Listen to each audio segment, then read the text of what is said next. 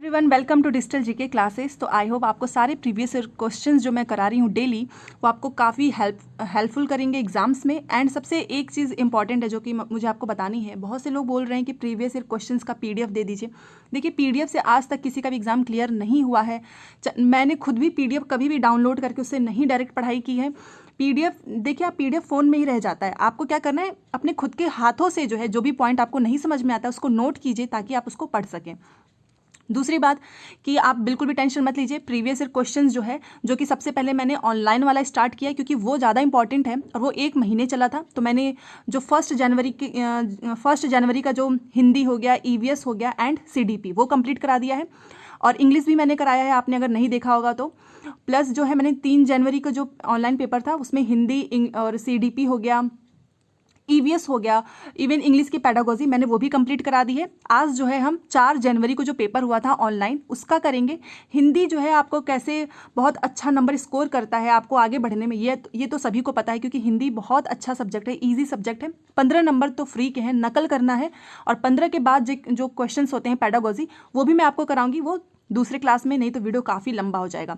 तो पूरी अच्छे से वीडियो देखिएगा। ये मैं आपको ट्रिक बताने वाली हूँ क्योंकि मैंने भी यही चीज़ फॉलो किया है हमेशा। मैं आपको हमेशा समझाती हूँ कि आपको कैसे करना है। तो वो चीज़ इसलिए नहीं कि मैं हवा में बातें कर रही हूँ, वो चीज़ मुझे सच में हेल्प किया है। और आपने देखा ही है कि मैंने जो वीडियो बनाए हैं इसके पहले कि मैंने कैसे स्कोर किया है, वो सारी चीज़ें।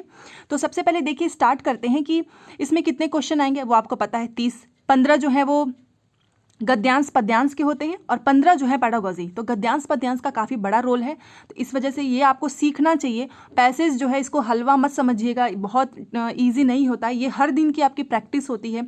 हर दिन अगर आप किसी काम को करते हैं तो वो आपको जो है सच में उसमें सफलता जरूर मिलती है। अगर आपने हर दिन पैसेज कर लिया यहाँ घर बैठे तो ऑनलाइन का जो पैसेज आएगा उसको आप बहुत जल्दी कम समय में और बहुत सही करेंगे।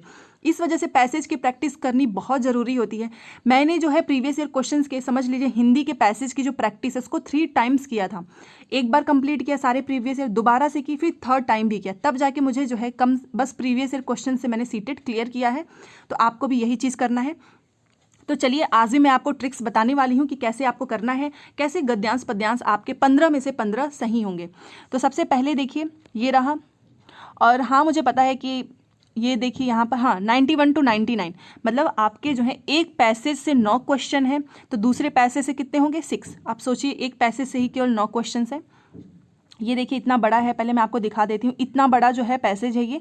अगर आपने इसको स्टार्ट कर दिया पढ़ना तो गलत हो जाएगा। और ये सबसे बेकार ट्रिक होती है कि पहले पैसेज को पढ़ लो और अंदाज़ा ही ना हो कि क्वेश्चन क्या पूछ रहा है। तो सबसे पहले हम जाएंगे क्वेश्चंस पे। एंड आई नो कि आपको दिक्कत हो रही होगी थोड़ी बहुत कि अच्छे से नहीं दिख रहा होगा, बट अभी उतना पॉसिबल नहीं है कि मैं बोर्ड पे पढ़ा पाऊँ। बट धीरे धीरे आप सभी के सपोर्ट से जो है मैं भी बहुत जल्द बोर्ड पे पढ़ाने लगूंगी। बट उसमें अभी टाइम लगेगा क्योंकि आपको पता ही है कि वो सारी चीज़ें अफोर्ड करना काफ़ी महंगा पड़ जाता है। इस वजह से तो थोड़ा बहुत आप कॉपरेट कीजिए और थोड़ा बहुत मैं, और ऐसे ही साथ साथ में एक समय वो भी आएगा कि मैं बोर्ड पे जो है अच्छे से आपको समझाने लगूंगी।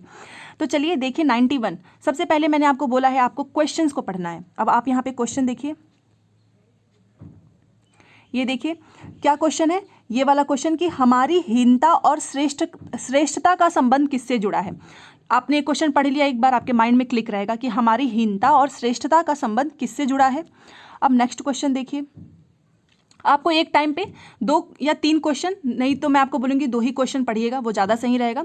और दूसरा, देश का सम्मान बढ़ने से क्या आशा है। अब आपने 2 क्वेश्चन पढ़ लिया, एक देश का सम्मान बढ़ने से क्या मतलब है, और दूसरा है कि हमारी हीनता और श्रेष्ठता का संबंध किससे जुड़ा है। अब देखिए, आप ये 2 चीज़ें आपने पढ़ ली। अब पैसेज पढ़िए। अब देखिए पैसेज में हमारी हीनता और श्रेष्ठता का संबंध, ये तो पहली ही लाइन में आपको आंसर मिल गया। तो यही फायदा होता है क्वेश्चन पढ़ने का कि आप तुरंत जो है उस क्वेश्चन को अटेम्प्ट कीजिए और नेक्स्ट अगले क्वेश्चन पे मूव ऑन करिए। हमारी हीनता और श्रेष्ठता का संबंध देश की हीनता और श्रेष्ठता से जुड़ा हुआ है, यही है। अब आगे भी पढ़ लेते हैं। जब हम कोई हीन या बुरा काम करते हैं तो हमारे माथे पर ही कलंक का टीका नहीं लगता, बल्कि देश का भी सिर नीचा होता है और उसकी प्रतिष्ठा गिरती है। प्रतिष्ठा, जब हम कोई श्रेष्ठ कार्य करते हैं तो उससे हमारा ही सिर जो है नहीं ऊंचा होता है, बल्कि देश का भी सिर ऊंचा होता है और उसका गौरव बढ़ता है। इसलिए हमें कोई ऐसा कार्य नहीं करना चाहिए जिससे देश की प्रतिष्ठा पर आंच आए। अब आप चलिए क्वेश्चंस पे। अब आपको पता चल गया होगा इसका मतलब क्या बोल रहा है। हमारी हीनता और श्रेष्ठता का संबंध किससे जुड़ा हुआ है? देश की हीनता और श्रेष्ठता से, कि अगर आपने कोई बुरा काम किया तो देश का भी सिर नीचा होगा, और अगर आपने कोई अच्छा काम किया तो देश का भी सर जो है वो ऊंचा होगा। तो इसी से तो जुड़ा हुआ है। आपको तुरंत यहीं पे आंसर मिल गया, इसको टिक कर दीजिएगा, क्योंकि ये तो इसमें सारे ऑप्शंस पढ़ने का कोई फ़ायदा नहीं है, क्योंकि आपको तो नकल करना है। तो वो हो गया। अब ये हो गया, तो साथ में एक बार और देख लीजिए, देश का सम्मान बढ़ने से क्या आशा है, किससे बढ़ता है। और एक और क्वेश्चन देख लीजिए साथ में, कि शिष्ट व्यवहार का उदाहरण है। शिष्ट व्यवहार याद रखना है अपने मन में, और देश का सम्मान बढ़ने से। अब चलिए, अब दोबारा से नहीं पढ़ना है, यही चीज़ आपको फॉलो करनी है। अब आपने जहाँ तक पढ़ लिया बस वहीं तक, क्योंकि बार बार पैसेज पढ़ने से आपका समय जाता है। और मैंने कभी भी एक पैसेज को दोबारा से नहीं पढ़ा है। हाँ, इन द केस की जब कुछ बहुत डिफिकल्ट लगता है तब आप पढ़ सकते हो। देखिए यहाँ तक हमने पढ़ लिया है। अब इसमें क्या लिखा है देखिए, क्या आप चलती रेलों में, क्लबों में, चौपालों पर और मोटर बसों में कभी ऐसी चर्चा करते हैं कि हमारे देश में यह नहीं हो रहा है? जब तक आपको आंसर अपना ना मिले देश का सम्मान बढ़ने से और शिष्ट व्यवहार, तब तक आपको पढ़ना है। ये नहीं कि आप सोचे कि अरे मेरा आंसर ही नहीं मिल रहा है, ऐसे नहीं करना है। वह नहीं हो रहा है, ऐसी चर्चा करते हैं कि हमारे देश में यह नहीं हो रहा, वह नहीं हो रहा है, और यह गड़बड़ है, यह परेशानी है। साथ ही क्या आप अपने देश की तुलना किसी और देश से करते हैं कि कौन सा देश श्रेष्ठ और कौन सा देश हीन है? ये क्वेश्चन देखिए, क्वेश्चन मार्क है यहाँ पर, ये पूछ रहा है। यदि हाँ, तब आपको चिंता होगी कि देश की प्रतिष्ठा को बनाए रखने के लिए हमें क्या करना चाहिए। अगर मतलब इन सब चीज़ों की आपको चिंता है तो इसका मतलब चाहते हो कि कैसे हम प्रतिष्ठा बनाएं। अब नीचे करिए, क्योंकि अभी हमें आंसर नहीं मिला है कि कैसे हम इसको बढ़ाएं। और शिष्ट व्यवहार, अब इस पे देखिए, ये वाला लाइन आपको देखना है। क्या आप कभी केला खाकर छिलका रास्ते में फेंकते हैं? अपने घर का कूड़ा बाहर फेंकते हैं? अब शब्दों का प्रयोग करते हैं, इधर की उधर की इधर, मतलब चुगली ये लगाते हैं। क्वेश्चन मार्क पूछ रहा है ये। अपने घर, दफ्तर, गली को गंदा रखते हैं। होटलों, धर्मशालाओं में या दूसरे ऐसे स्थानों में, जीनों में, कोनों में पीक थूकते हैं, मतलब थूकते, जो आजकल आपने देखा होगा रोड पे लोग कितना थूक देते हैं ये पान गुटखा खा के। उत्सवों, मेलों, रेलों और खेलों में ठेलम ठेल करते हैं, मतलब धक्का मुक्की, आपने देखा ही होगा कितना ज़्यादा लोग ऐसा करते हैं। निमंत्रित होने पर, आपको कोई इनवाइट कर रहा है तो उस पर विलंब से पहुंचते हैं, या वचन देकर भी घर आने वालों को समय पर नहीं मिलते, मतलब आप अपना वचन तोड़ते हैं। और इसी तरह शिष्ट व्यवहार के विपरीत आचरण करते हैं। ये जो है शिष्ट व्यवहार जो है ऐसे ही आप करते हैं। तो इसमें क्या पूछ रहा है देखिए, आपको इस वाले पैसेज को अब पढ़ना है। यहाँ पर देखिए, यदि आपका उत्तर जो है हाँ है, तो आपके द्वारा देश के सम्मान को भयंकर आघात लग रहा है। ये जो ऊपर ये सारी लाइनें लिखी हैं, अगर आप ऐसा कर रहे हैं तो इसका मतलब आप देश को जो है भयंकर आघात लगा रहे हैं। राष्ट्रीय संस्कृति को गहरी चोट पहुंच रही है, हमारी जो संस्कृति है उसको गहरी चोट पहुंच रही है। हमें अभी उत्तर नहीं मिला इसलिए हम पढ़ते आए, और अब देखिएगा पूरा पढ़ने के बाद एक बार में आपके सारे ऑप्शंस एकदम सही होंगे। यदि आपका उत्तर नहीं है तो आपके द्वारा जो है देश का सम्मान बढ़ेगा और संस्कृति भी सुरक्षा होगी। देश का सम्मान बढ़ने का मतलब क्या होगा कि देश की संस्कृति की भी सुरक्षा होगी। अब आपको उस क्वेश्चन का आंसर यहाँ पे मिल गया। अब चलिए क्वेश्चंस पे देखते हैं। ऐसे ट्रिक करेंगे तो आपका कभी भी गलत नहीं होगा। ये तो हमने कर लिया 92 क्वेश्चन जो है ये, कि देश का सम्मान बढ़ने से क्या आशा है। आपने देखा देश का सम्मान बढ़ेगा तो क्या होगा, संस्कृति की सुरक्षा होगी। ये एकदम राइट है।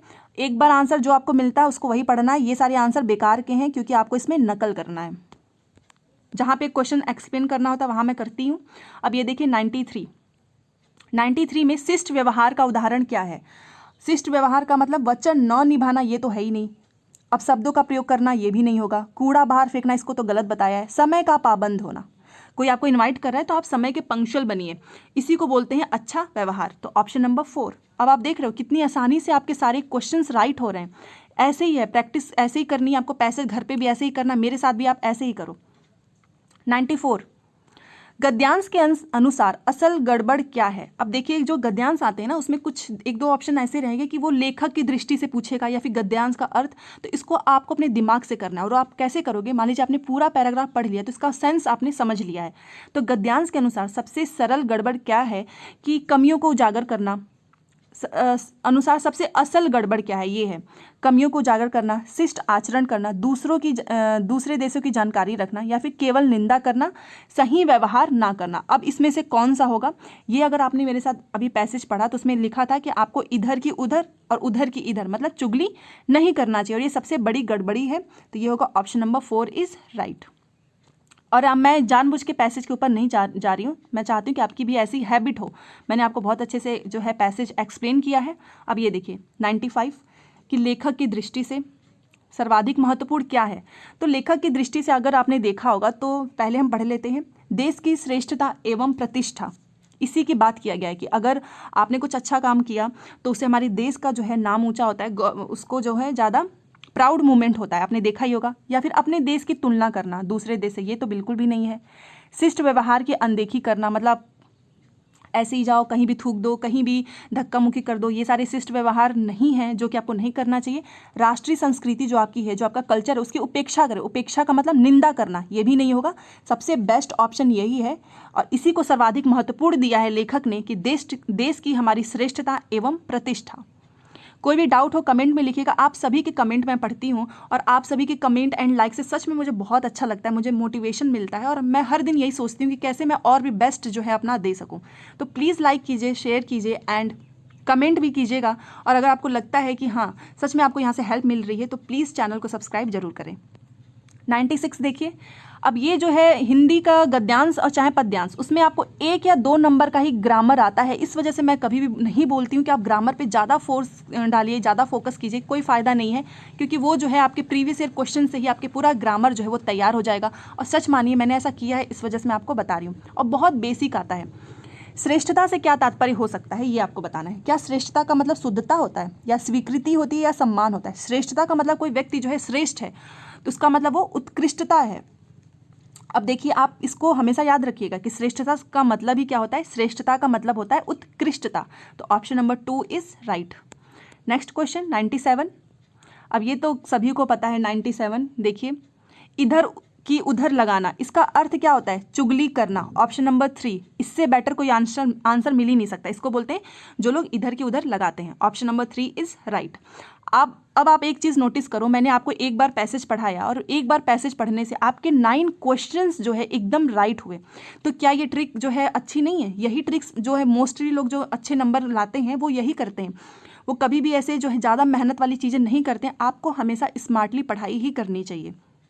अब 98 देखिए, 98 ये है कि प्रत्यय की दृष्टि। प्रत्यय मैंने आपको हमेशा बताया, ये जो लास्ट में है उसको बोलते हैं प्रत्यय, और आगे वालों को बोलते हैं उपसर्ग। कोई भी वर्ड लिखा है तो उसका ये फर्स्ट वाला जो होता है वो उपसर्ग होता है, और लास्ट वाला होता है प्रत्यय होता है। इतना पता है, आप इस क्वेश्चन को आराम से कर सकते हैं, इसमें कोई ग्रामर कुछ नहीं है। तो क्या लिखा है कि प्रत्यय की दृष्टि से भिन्न शब्द की पहचान कीजिए। अब भिन्न कैसे पहचानेंगे? देखिए बहुत इजी, लास्ट का देखना है, क्योंकि प्रत्यय पूछा है। यहाँ पे भी ता है, यहाँ भी ता है, यहाँ भी ता है, कहाँ पर नहीं है? यहाँ नहीं है। इसका मतलब यही जो है इन सबसे अलग है, तो अलग वाला पूछा है, तो ऑप्शन नंबर 4 इज राइट। अब आप देखिए ये क्या ईजी नहीं है, कितना ईजी है। Next question 99। अब ये भी मैं आपको एक ट्रिक से ही बताऊंगी ताकि आप कभी ना भूलें। 99 में पूछ रहा है कि संस्कृति का संधि विच्छेद एक आपको आएगा ही आएगा। अब ये देखिए, ये जो संस्कृति में ये जो ऊपर जो बिंदी लगी है, कहीं भी आपको किसी भी वर्ड के ऊपर अगर ये बिंदी दिख गई तो इसको हटाने के लिए आपको हमेशा जो है मौ के नीचे ऐसे हलंत करना होता है। तो कहीं भी बिंदी अगर दिखा है, आपको पूरा नहीं समझ में आ रहा है और उसका संधि विच्छेद पूछे, तो आप जो है ऑप्शन में देखिएगा कि क्या कहीं पे ऐसे म लिखा है और उसके नीचे ऐसे हलंत। तो जहाँ पे भी ऐसा लिखे उसको आपको टिक कर देना है। ये सबसे बेस्ट है, इसमें कोई आपको ग्रामर कुछ भी याद करने की ज़रूरत नहीं है, आपको यही करना है। अब आते हैं आंसर में, सॉरी ऑप्शन में। संस्कृति का संधि विच्छेद देखिए कहाँ पर है, म और उसके नीचे हलंत। Option number 2 is right. कितना कम समय लगा और एकदम सही आंसर। तो ऐसे ही आपको भी करना है, कम समय में कम पढ़िए बट काम का पढ़िए, हमेशा मैंने बोला है। तो ये है ऑप्शन नंबर, ये देखिए 99 हो गए 9 क्वेश्चन। संस्कृति का संधि विच्छेद क्या है? सम प्लस कृति। 9 क्वेश्चन आपके एकदम करेक्ट होंगे अगर आपने यही ट्रिक फॉलो की। अब चलिए, ये एक पैसेज हो गया, इसका मतलब दूसरा पैसेज पड़ा हुआ है पद्यांश। पद्यांश थोड़ा इजी होता है, ज़्यादा लेंदी नहीं होता है, तो वो मैं आपको कराती हूँ। बस मैं सोच रही हूँ कि जितना जल्दी हो सके मैं भी थोड़ा आपको और अच्छे से पढ़ाने लगूँ, मतलब कि जैसे कि अभी आपको पता है कि बोर्ड वगैरह पे पढ़ाओ तो थोड़ा सा ज़्यादा अच्छे से समझ में आता है, वहाँ पे मैं सामने रह के आपके साथ इंटरेक्ट करके पढ़ा सकती हूँ। तो वो चीज़ें, वो दिन भी आएगा, बस थोड़ा सा और मुझे मेहनत करना है, और आपका सपोर्ट अगर बना रहा तो मैं भी बहुत जल्द जो है बोर्ड पे भी पढ़ाने लगूंगी, और वो शायद मुझे भी लगता है कि काफ़ी इफ़ेक्टिव होगा। तो बस आप सबका अगर सपोर्ट है तो कुछ भी हो सकता है, और ऐसे ही मैं मेहनत करती भी रहूँगी। अब ये देखिए यहाँ पे मैं आपको एक बार दिखा दूँ, ये देखिए 100 से 105 मतलब पद्यांश से 5 क्वेश्चंस हैं, और बहुत इजी होता है। पद्यांश को भी वही रूल है, ये देखिए एक बार मैं आपको दिखा देती हूँ। ये एकदम जो है ओरिजिनल पेपर है, आपको ऐसा ही पेपर आएगा, मैंने कोई मॉडिफाई नहीं किया है, ज़रूरत भी नहीं है, क्योंकि ऐसे ही पेपर जब वहाँ पर आपको देखने को मिलेगा तो आपकी प्रैक्टिस भी तो ऐसे ही पेपर से होनी चाहिए।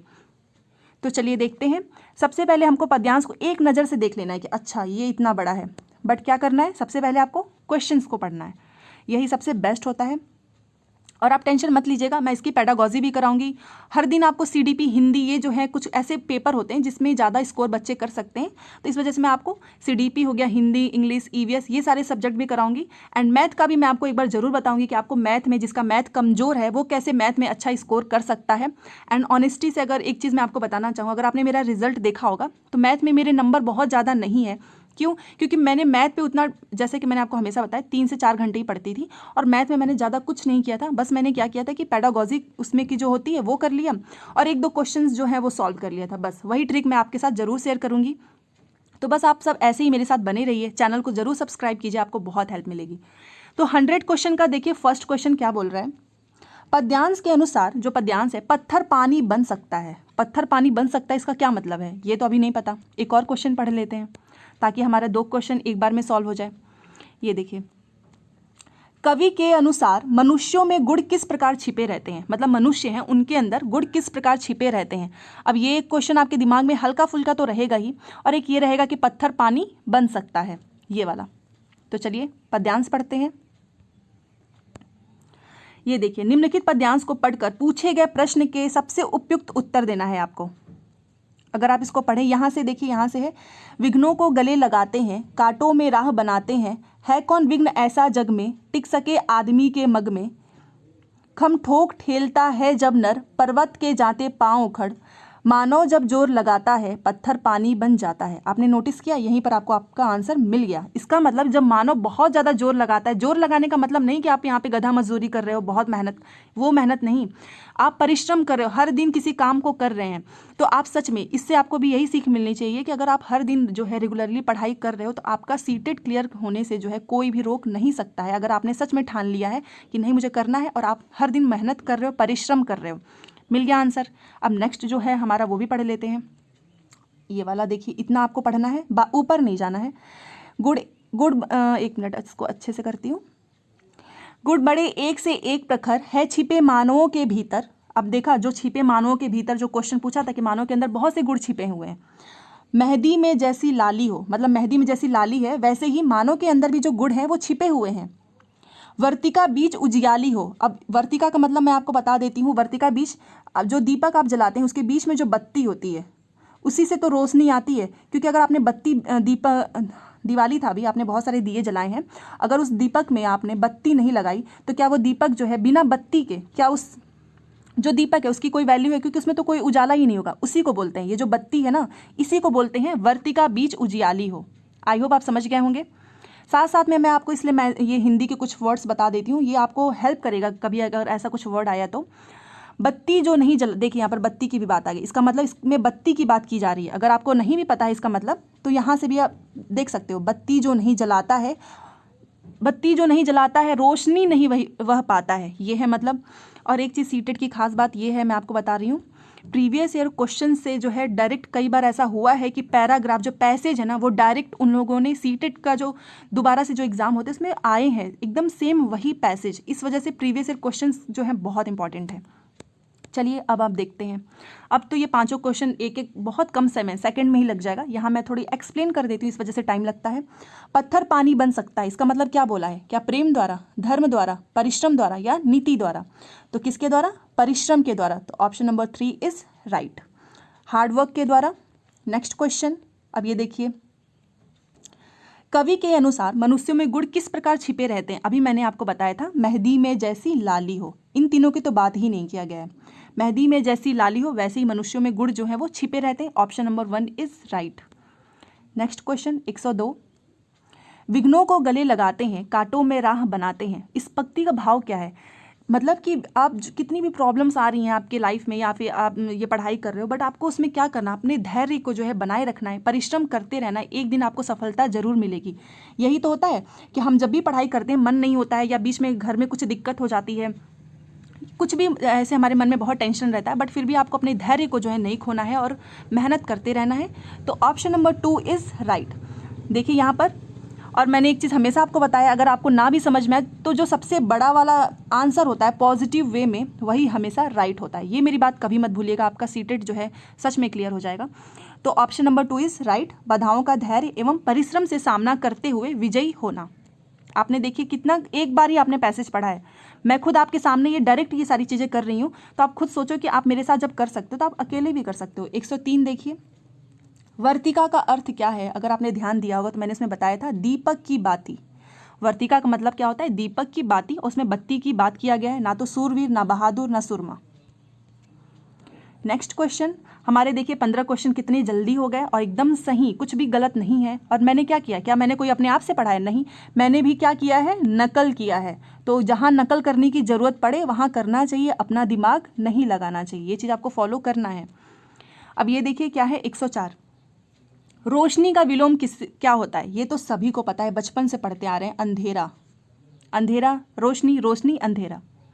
नेक्स्ट क्वेश्चन, अब आपको क्या लग रहा है कि सीटेट टफ है? बिल्कुल भी टफ नहीं है, ये बहुत इजी होता है। मुझे ऐसा लगता है कि सीटेट तो जितने भी एग्जाम्स होते हैं काफ़ी इजी होता है। बस आपको क्या करना है, क्या नहीं करना है, और थोड़ी सही गाइड अगर आपको कोई दे दे स्टार्टिंग में तो काफ़ी अच्छा होता है। पाँव उखड़ना मुहावरे का सही अर्थ क्या है? 105 का 4 है।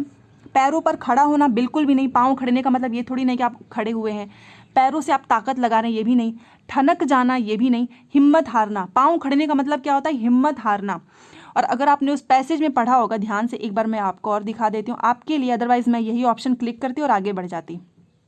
यहाँ पर देखिए, इसमें बात भी किया गया है। अगर ये देखिए, पर्वत के जाते पाँव उखड़, और इसका सेंस इससे नहीं है। आप ये मत सोचिएगा कि नीचे लिखा है कि मानव जब जोर लगाता है, नहीं, आपको ऊपर का पूरा पढ़ के आंसर देना है, क्योंकि ये जो है ऊपर ये, तो इसका मतलब क्या है? हिम्मत हारना, जो कि आपको कभी नहीं करना है, चाहे कितने भी विघ्न है, आपको हमेशा धैर्य और परिश्रम करते रहना है। इसमें यही चीज़ बताया है और यही आपको अपनी लाइफ में भी करना चाहिए। जैसा कि आपका सीटेट का पेपर आ रहा है उसमें, तो ये है पाँव खड़ना का मुहावरे का सही अर्थ है ऑप्शन नंबर 4, हिम्मत हारना। तो हमने जो है 15 क्वेश्चंस कर लिए और सारे राइट हैं। क्या आपको कहीं ग्रामर लगा? बहुत टाइप आप नहीं कर सकते हो, बिल्कुल भी नहीं है। तो 4 जनवरी की जो गद्यांश पद्यांश है मैंने करा दिया है। अब इसकी जो पेडागॉजी है वो भी मैं आपको कराने वाली हूँ। वीडियो कैसा लगा प्लीज़ आप कमेंट किया कीजिए, लाइक करें। यूट्यूब पर आप सब जो है करेंगे तो उससे क्या होगा कि जो दूसरे बच्चे आएंगे उन्हें भी काफ़ी मोटिवेशन मिलेगा। और मुझे खुद पर्सनली बहुत अच्छा लगता है आपके कमेंट्स को पढ़ना, आप लोग लाइक करते हो, तो मुझे ऐसा लगता है कि हाँ, मुझे और भी अच्छी जो है मेहनत करने की ज़रूरत है, जिससे कि आप सभी का सीटेट क्लियर हो। और ये जो अभी इस पर आपको दिक्कत आ रही होगी कि थोड़ा छोटा दिखता है, ये मैं समझ सकती हूँ, बट अभी मैं इस टाइम पे ये सारी चीज़ें अफोर्ड नहीं कर सकती हूँ कि मैं आपको ऐसे जो डिजिटल आपने देखा होगा बोर्ड वगैरह पे पढ़ाते हैं, बट वो समय भी बहुत जल्द आने वाला है। बस आप सब ऐसे ही मेरे साथ रहिए, सपोर्ट कीजिए और मैं आपके साथ हूँ। वीडियो पसंद है तो प्लीज़ लाइक करें, अपने दोस्तों के साथ शेयर करें, कमेंट करें। चैनल को सब्सक्राइब नहीं करते हैं, मुझे पता है आप, बट प्लीज़ कर दीजिए, सच में इससे आपको बहुत हेल्प मिलेगी। Thanks for watching.